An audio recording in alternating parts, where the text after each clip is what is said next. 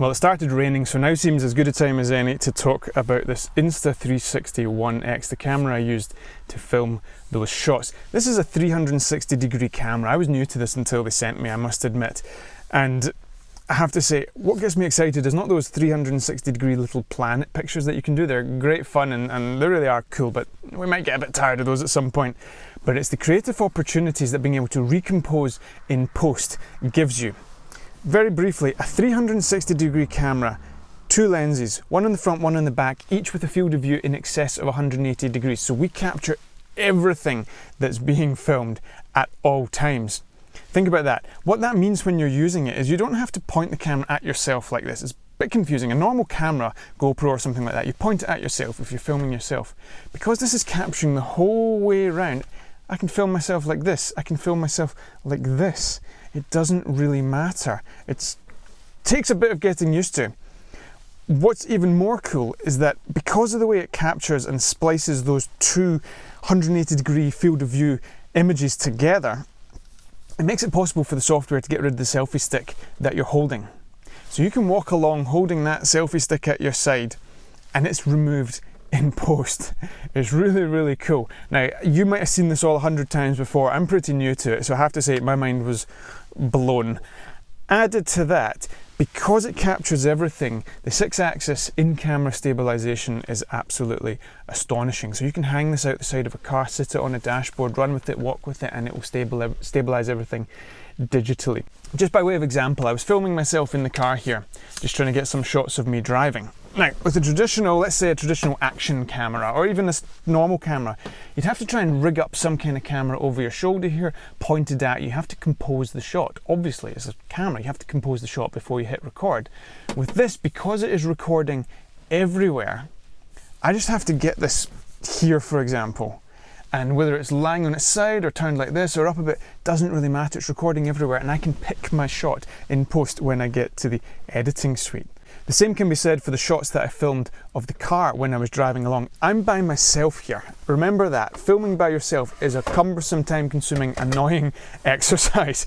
Running back and forwards to tripods, checking your framing, all that kind of stuff. I've got here the extended selfie stick, which goes up to 3 meters. And what I was able to do was I was able to press record on the camera, point this out the window, all the way as far as it would go.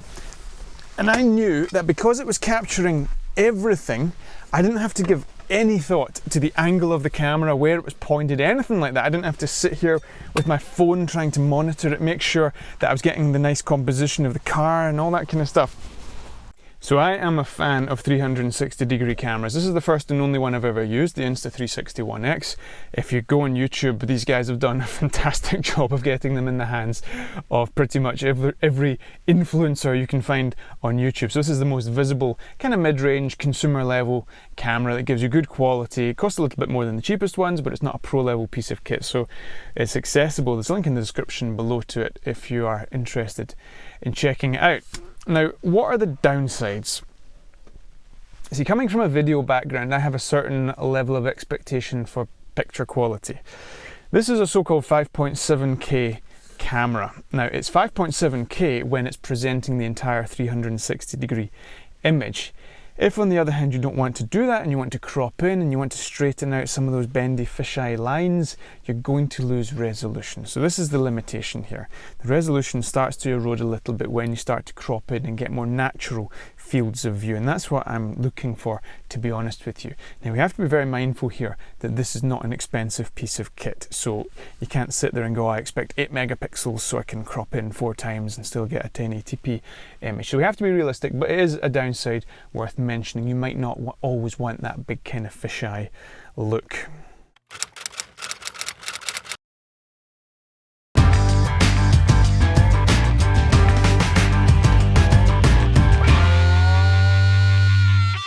As for this particular camera, the Insta 360-1X, I'm not going to do or attempt to do a review here as such. I've been playing around with it a lot. I have been impressed with the video quality. I like it on auto settings, especially if you're doing these big hyperlapse modes where you're driving down the street, you speed it up in post-production. You're covering a lot of distance, lighting conditions are going to change, so you need auto settings, and the auto settings respond very well. Let me just take a second to give a shameless plug to our 8-hour drone cinematography masterclass version 2.0. We refilmed, re-edited and relaunched this course a couple of months ago, building on the success of the original course, which was out for a year and went down very, very well. If you want to learn to fly like a filmmaker, you need to take this course. It's not about the gear you have, it's about what you do with it that counts. The same can be said for these 360-degree cameras. We're dealing here with a kind of consumer level piece of kit. Of course it's got small sensors. The picture quality is not going to be as good as a Mavic 2 Pro or a Panasonic GH5 that's filming me now, but we make the most of what we've got. We stop making excuses. We think like a filmmaker. We film accordingly with the edit in mind, thinking about how we're going to incorporate this new 360-degree functionality to improve our shots and our storytelling. So anyway, if that course sounds of interest to you, check out the link in the description below. There's a discount code embedded. I think you will enjoy it.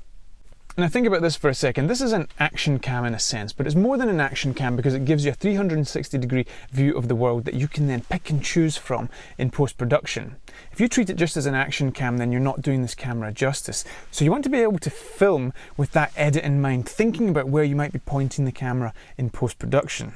You can edit on the app or you can edit on the desktop piece of software. Now both of these are pretty good free pieces of software, so it's pretty generous for Insta to give us these for free, because the workflow for editing 360 footage at the moment is a bit cumbersome. I mean, I use Final Cut Pro and it's not that accessible bringing the footage into Final Cut and so on and so forth. So just having a nice easy piece of software or app is very, very helpful. Coming back to the app, when it comes to editing and recomposing your 360-degree footage, you have the option of selecting pivot points, which is a pretty good manual way of controlling where the camera goes. But by far my favourite way of editing, and I've forgotten what it's called now, but I think it's called Live View, where you hold down on the screen and you use this essentially as a kind of virtual reality type thing, where you point the camera where you want that image to go. It's incredibly cool, so it gives you these really smooth rotations and curves, and that's how we edited all of the shots that you've seen in these videos. As I say, this is not a comprehensive review of the Insta360 One X. I just wanted to give you a little indication of what I'm trying to achieve and what I'm able to achieve here today by myself, filming some drone style shots with an enormous stick and a 360-degree camera. Shots that I couldn't have otherwise done. We'll get into it in more detail in another video back in the studio. We'll go through all the specs and all that kind of stuff. But for now, the weather's good. I'm going to crack on and get some more cool shots.